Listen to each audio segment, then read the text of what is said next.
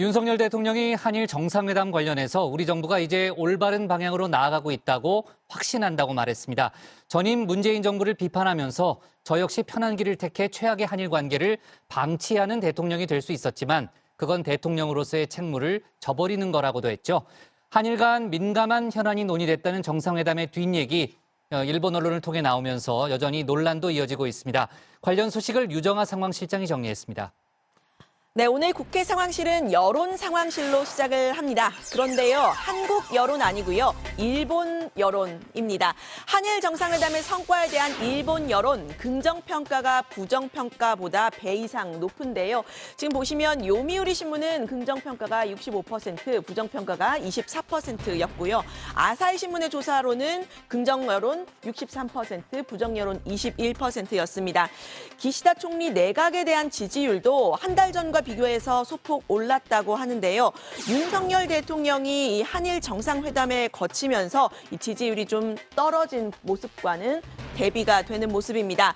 민주당은 결국 지난 한일 정상회담 일본의 입맛에 맞춘 신을사조약에 버금가는 굴욕 외교였다고 주장을 하면서 국정조사 카드까지 꺼내들었습니다.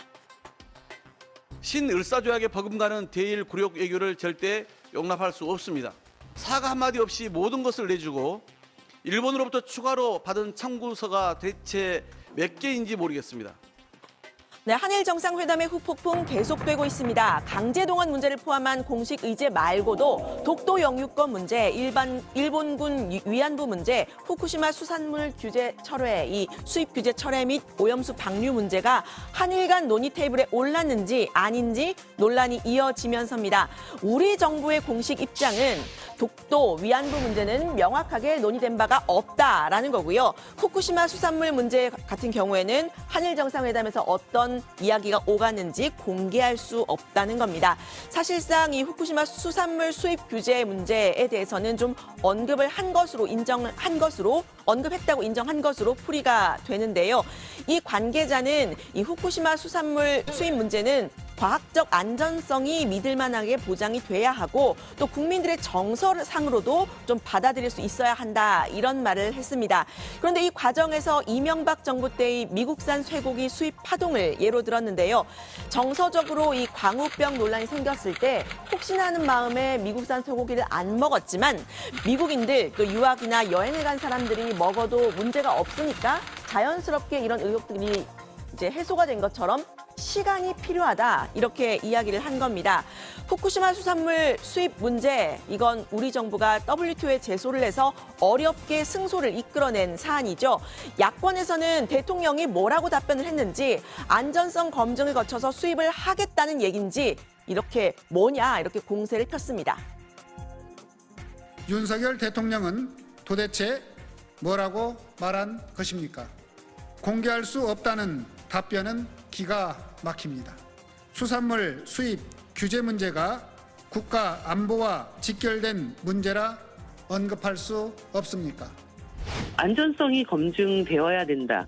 이런 이야기를 하셨는데 그러면 안전성 검증 과정을 거치면 수입을 할 수 있다. 이런 이야기인지 정말 심각한 문제의식을 가지고 있습니다. 네, 그런데 우리 정부가 부인을 했던 이 일본군 위안부 문제도 이 논의가 대화 소재로 올랐을 거다라는 게 중론인데요. 출처가 일본 관방부 장관이 회담 내용을 설명하는 백브리핑이기 때문에 즉 믿을 만한 소스였기 때문입니다. 기하라 세이지 관방부 장관의 정확한 발언을 제가 좀 취재를 해봤는데요. 한일 관계를 전반적으로 논의하는 가운데 그중에 지적하신 다케시마 문제도 있다. 또 위안부 문제에 대해서도 기시다 총리는 착실한 이행을 요구했다. 그리고 기자가 이제 수산물 수출 규제는이라고 이제 질문을 하니까 그에 대해서도 언급했다라고 말을 한 겁니다. 기시다 총리는 2015년 위안부 협상의 일본 측 당사자죠. 위안부 문제 또 후쿠시마 수산물 문제에 대해서는 일본 측의 입장을 밝혔다는 뜻으로 풀이가 됩니다. 다만 앞서 보신 이 독도에 대한 언급 같은 경우에는요. 이 기하라 관방 부장관의 개인적인 의견을 덧댄 것으로 좀 보이는데요. 기시다 총리의 언급은 아니다라는 얘기가 나오고 있습니다. 이렇게 지금 정상회담 후일담과 관련 보도가 계속 쏟아지는 것에 대해서는 야권뿐 아니라 국민의힘에서도 뒤통수치기다 이렇게 표현을 했는데요. 기시다 총리의 측근으로 알려진 정치인 기하라 부장관의 발언 문책해야 할 수준이라고도 했습니다. 뒤통수치기 맞죠? 맞습니까? 맞죠. 맞는데 네. 이제 그걸 좀 잘 이해할 필요가 있는데 장관, 부장관 이런 사람들이 국회의원이 됩니다. 그러면 이제 국회의원들은 자기 정치를 합니다. 관방 부장관 이런 식으로 발언하는 거는 사실 이번에 기시다 총리를 욕보이는 거고 이런 사람들은 문책을 해야 된다. 네, 우리 정부 관계자들도 이 위안부 문제에 대해서는 구체적으로 말씀드리는 건 적절치 않다는 식으로 좀 이야기를 하면서 이 언급이 됐는지 안 됐는지 좀 애매한 태도 아니냐 이런 이야기 좀 전해드렸었는데요. 지난 회담에서 일본이 회담장에 올렸던 이야기들 이뿐만이 아닙니다. 한일 간 논쟁이 되고 있는 레이더 초계기 문제 또 이 강제동원 현장이라고 할 수 있는 일본의 사도광산 유네스코 등재 문제도 언급을 했다는 게 일본 측의 주장인데요. 야당인 입헌 민주당 같은 경우에는 소녀상 철거 문제도 언급했다 이렇게 공개적으로 밝혔죠.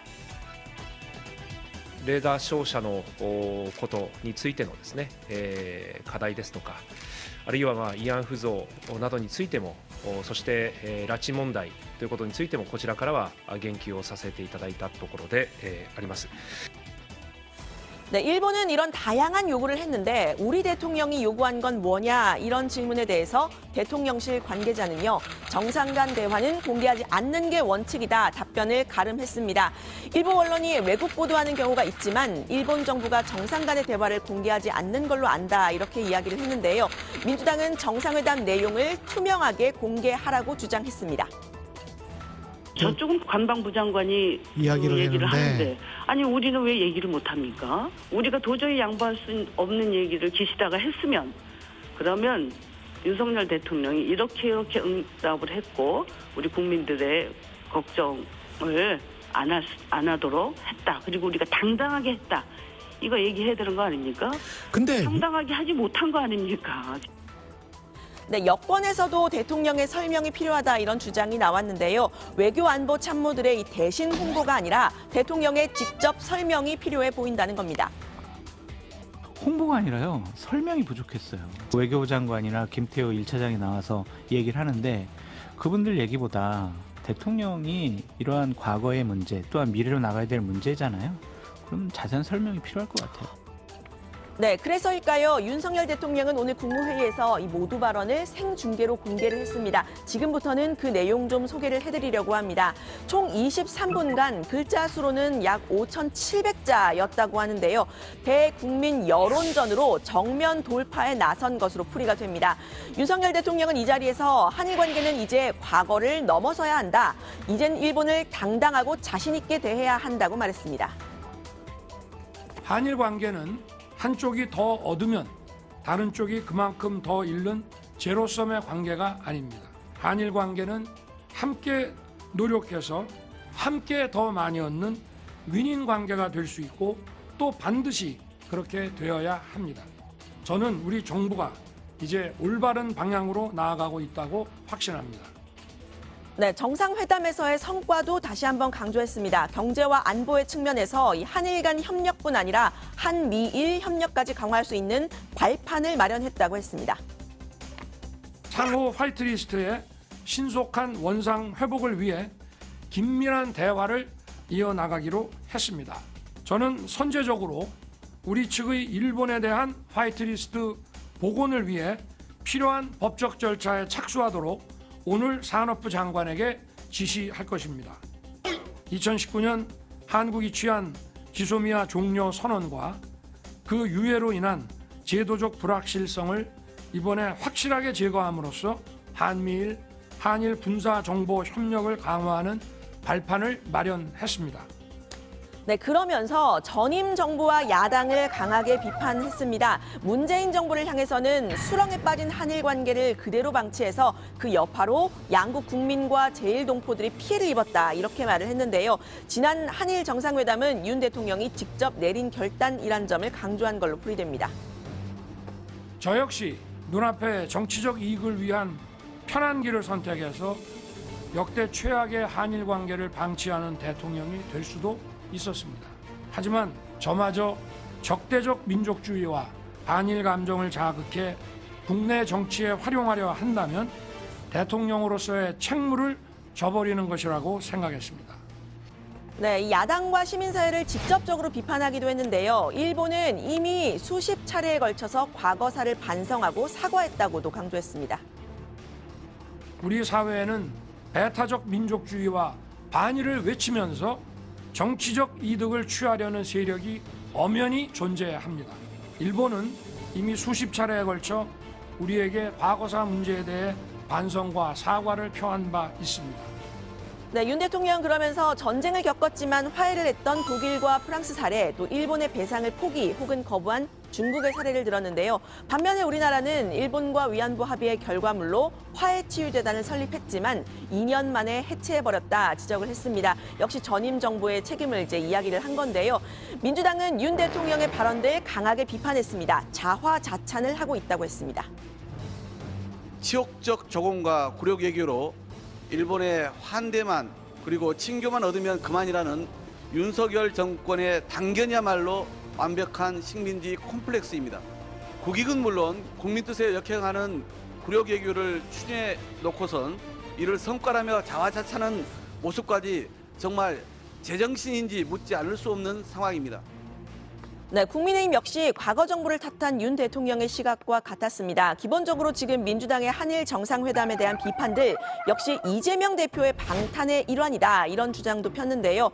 국민 세금으로 강제동원 피해자를 지원했던 노무현 전 대통령 그리고 윤석열 정부가 계승하려는 김대중 오부치 선언의 김대중 전 대통령도 친일파고 매국노냐고 따져 물었습니다. 지난 2007년 노무현 전 대통령은 국민 세금으로 조성된 국가재정으로 일제 강제징용 피해자에게 보상금을 대의 지급하였습니다. 또한 독도수역을 한일 공동수역으로 설정한 것은 김대중 전 대통령이었고 민주당의 주장대로라면 노무현 전 대통령도 일본의 하수인이 되는 것입니까? 또한 김대중 전 대통령도 망국적 야합을 한 것입니까? 네, 윤석열 대통령이 23분간의 공개 발언을 통해서 한일 정상회담에 대한 입장을 밝혔지만요. 이 논의 테이블에 올랐는지 아닌지 지금 논란이 되고 있는 후쿠시마 수산물 수입 문제, 일본군 위안부 문제 등에서는 언급하지 않았습니다. 대신 관련 논란은 국회로 좀 옮겨와서 외통위에서 질의응답이 이뤄졌는데요. 관련 소식 들어가서 더 이야기를 해보겠습니다. 오늘 발제는 이렇게 정리합니다. 윤석열 대통령 한일 관계 과거 넘어서야 민주당 회담 내용 상세히 공개하라.